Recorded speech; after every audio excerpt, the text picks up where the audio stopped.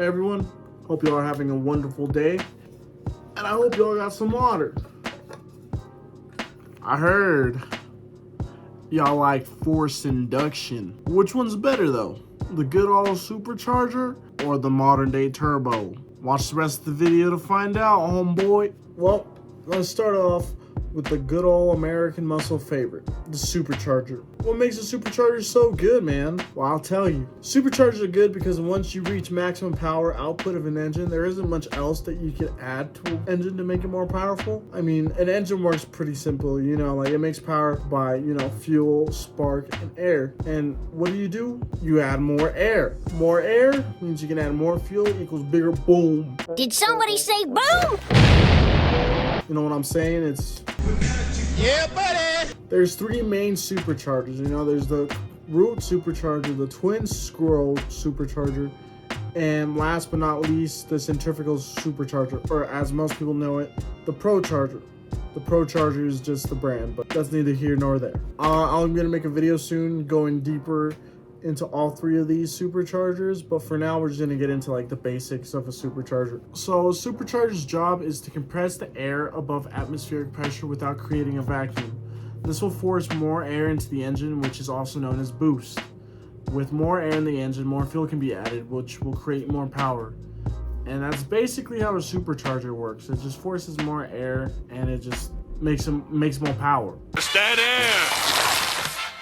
The main benefit of a supercharger is obviously the power increase, but there are still more advantages to come with the supercharger. For starters, there's no lag because the supercharger is driven by the crank instead of exhaust gases like a turbo, which means power instantly at low RPMs. And installing a supercharger, while it's not easy per se, it's a lot easier than installing a turbo kit. Are you serious right now, bruh? A supercharger add-on is basically just replacing the intake manifold and the throttle body and the air intake and the serpentine belt. Normally, sometimes it's a little bit more, sometimes a little less, but sometimes it may be good, sometimes it may be shit. You get what I'm trying to say.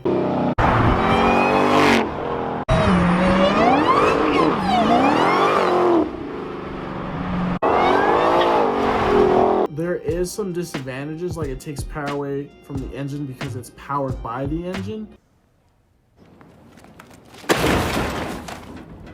But it's not significant, and that power that you add on with adding a supercharger makes up for it. And you also put a strain more on the engine because maybe your engine isn't built to handle boost, so it could break.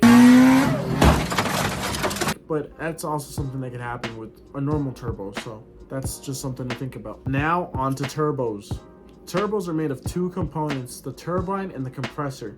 The turbine contains a turbine wheel and the turbine housing. And the main job of the turbine housing is to send gases, the exhaust gases, into the turbine wheel, which then turns the compressor wheel. And this action basically just creates a very high spinning thing, the whistle you hear with the turbo. And it basically compresses the air and pushes into the engine, and now you guys know how a basic turbo setup works. Nice. The main disadvantage is that it's going to lag because it needs exhaust to power it instead of it being powered by the actual engine like a supercharger. It also has more than one pieces going into it, so installing a turbo kit is a little bit more difficult than installing a supercharger, but either way, I recommend having a professional do it. I'm kind of retarded. Unless you're like me and you're just gonna do it by yourself, then good luck to you. I respect you for it. That's what I'm talking about! That's why he's the MVP! That's why he's the GOAT! The GOAT! Now the advantages, obviously, first and foremost, is the power gain. Like the supercharger, you'll make more power. Yes! Yes! Yes! Yes! Yes! Yes! Yes! Turbos tend to work better in high RPMs because the way they're set up to work. So they're really good for high RPMs like race cars and all that good old jazz, you know what I'm saying? They also make more boost compared to superchargers.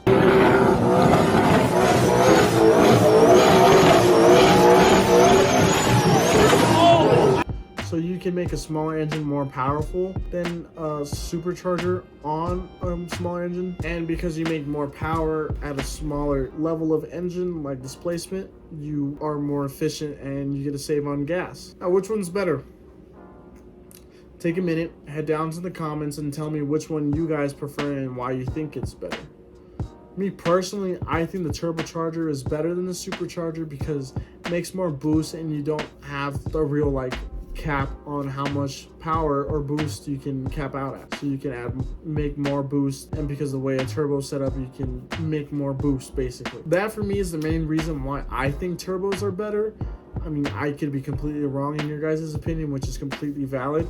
Oh, brother, this guy stinks! Again, it doesn't mean that superchargers are bad. They're really good. And like the reason why, there's still a reason why they're being used all the time, like in the Hellcats and the ZL1s and the GT500s. These are all cars that are going away soon. It makes me sad.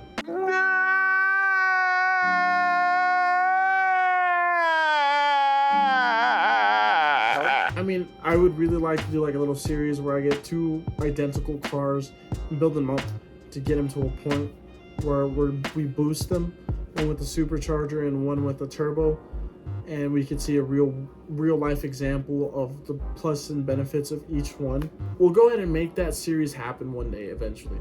Just give me some time and save up some money so I could make that happen for y'all. I hope y'all drank some water, because man, I'm still thirsty. Do you guys agree with me, or you think I'm stupid, which is completely valid? Drop a comment, let me know what y'all think.